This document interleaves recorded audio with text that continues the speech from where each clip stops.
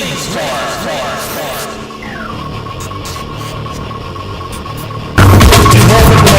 do nosso Brainstorm, e agora vamos ao quadro que dá nome ao programa. Vamos fazer um brainstorm sobre o cenário cultural de Curitiba. E para tanto, estamos com 3 convidados muito legais, com o Ramalho, artista plástico e cabeleireiro, com a Bárbara Kirchner, intérprete e autora do blog Curitibaneando, e com o Pinguim, proprietário do Sorro Underground, que serve de cenário para o nosso programa de hoje. Vocês que estão trabalhando no meio cultural de Curitiba, a gente nota facilmente, por todas as mídias, que cenários culturais em outras cidades aqui do Brasil têm uma cara própria, têm uma identidade muito própria. Se você fala de Salvador, você já identifica um cenário. Se fala Rio de Janeiro, também tem uma cara cultural Rio de Janeiro. Às vezes até muitas, mas acabam se tornando a mesma coisa. O Rio de Janeiro tanto tem a parte samba, quanto tem a parte gueto, a parte do funk, que acaba se tornando um cenário só. São Paulo também. Existe isso em Curitiba?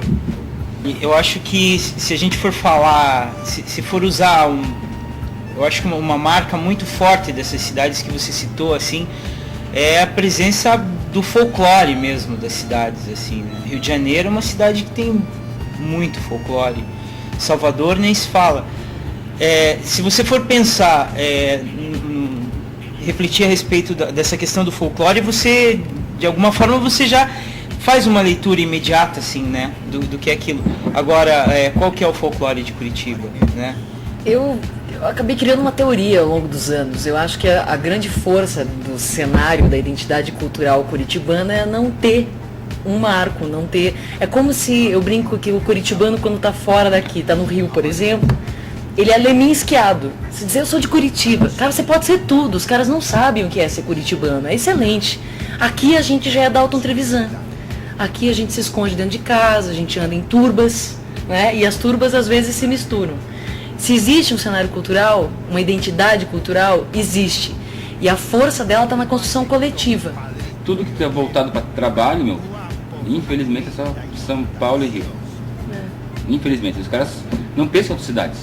Não pensam tipo, em Curitiba, Porto Alegre, BH. Curitiba, no máximo, é o lugar onde você vai testar para ver se alguém ri, né? Também, ou tipo, se dá certo. Ou, sei lá, que diz que é a Fuga Cidade Ecológica, né? Essas tentativas de recuperar o folclore europeu das colônias aqui, né? O pessoal de Santa Felicidade, desses lugares, assim. Então, eu acho que é muito difícil, né? De definir qual que é o folclore curitibano. Então as bandas, os artistas da cidade só persistem e resistem porque a gente vai se replicando, a gente vai dando atenção para o trabalho do outro, e a nossa força está aí, em poder ser tudo e não conseguir ser definido como nada ao mesmo tempo. Eu gosto disso. Acho assim que uma produção assim que atinja, assim, que vá pro grande público brasileiro, que vá para a TV, eu acho que essa coisa não... Eu acho que isso às vezes depende muito, esse tipo de produção cultural, acho que isso depende muito de uma repetição, sabe? De uma tradição, de ter um lugar onde a coisa está se repetindo e ser redigerida e refeita. E aqui não, aqui parece que a coisa, é agora, está fazendo, daqui a pouco já tem outra coisa fervendo ali. Eu acho que Curitiba é muito diversificado mesmo. E tem um desprendimento de ser independente, né? A maioria das bandas que tocam hoje em Curitiba não estão correndo atrás de gravadoras ou de grandes selos. A galera simplesmente se reúne, junta grana, grava do jeito que dá e, como você disse, vai para outra. Sim. Né? E você vê, né, não só o Leminski, mas você pegar o Tadeu Wojciechowski, Edilson Del Grossi, o Edson de Vulcanes, que são poetas que você encontra nos botecos à noite, não tem música sozinha. As construções são todas coletivas, né? E eu acho que isso é legal. A gente não consegue ser um indivíduo sozinho, por mais que seja isolado em Curitiba, né? Mas eu acho que o que faz muito esse movimento assim da continuidade eu acho que é a questão do mercado mesmo, né? É o peso do mercado ali fomentando aquilo, porque de alguma forma para aproveitar aqueles resultados e fazer aquilo, porque eu acho que a motivação que a gente mais trabalha, que a gente mais sente aqui, é a motivação de artista mesmo, né? De produzir, de fazer. E a motivação do artista é muito mais volátil assim do que uma motivação de mercado, que quer resultado e que investe numa progressão até que esse resultado se apresente. É, né? Como se a gente adotasse uma espécie de sacerdócio. Né? A gente vira instrumento da nossa arte. É verdade. E não pode querer nada a não ser instrumento e deixar rolar, deixar ir. Quem sabe um dia as coisas apareçam, né? Você vê várias pessoas que fugiram de Curitiba, como Carlos Careca, que tá lançando agora Tudo Que Respira. Esses dias perguntei para ele, pô, Careca, e aí, quando é que você vem alimentar a gente aqui? Curitiba é difícil, foi o que ele disse. Né? Então, não tem, acho que se a gente partir dessa ideia de comparação com cenários que já estão estabelecidos, como Rio e São Paulo, a gente não vai achar uma identidade. Então eu vou colocar uma comparação com outro cenário aqui dentro de Curitiba mesmo. Uma coisa que voltou a acontecer nos meios mais populares é uma volta da chamada country music, que seria o sertanejo universitário. Agora, deram uma outra roupagem para a mesma coisa que teve antes. O público é gigante. Onde você vai, isso está lotado.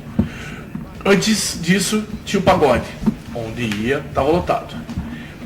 A gente não tem essa frequência de público para outras coisas em Curitiba. Tem essa coisa popular, mas nunca vem daqui.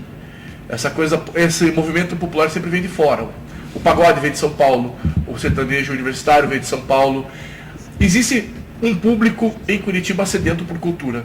Mas como chegar nesse público sedento por cultura de Curitiba que está ainda vivendo ainda de sertanejos, de pagodes e de coisas afim? É que infelizmente eu acho que Curitibano é movido por moda.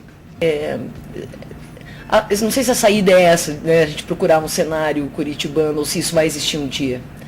Né? A questão é que em Curitiba as coisas, a fila anda, as coisas acontecem, né?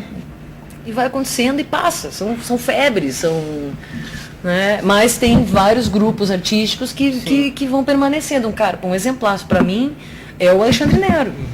Por quantos anos de labuta? Vê se ele tá. Agora o pessoal está descobrindo lá no Rio que ele canta também, né? O que é o fato, né? Um outro pessoal que batalha, eu conheço porque, por acaso conheci alguém que ia tocar na banda e assistir, mas a maioria da população.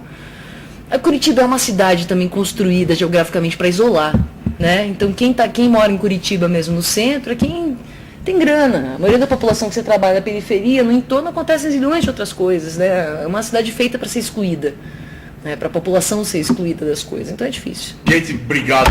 Muito legal conversar com vocês. Espero que vocês tenham gostado também.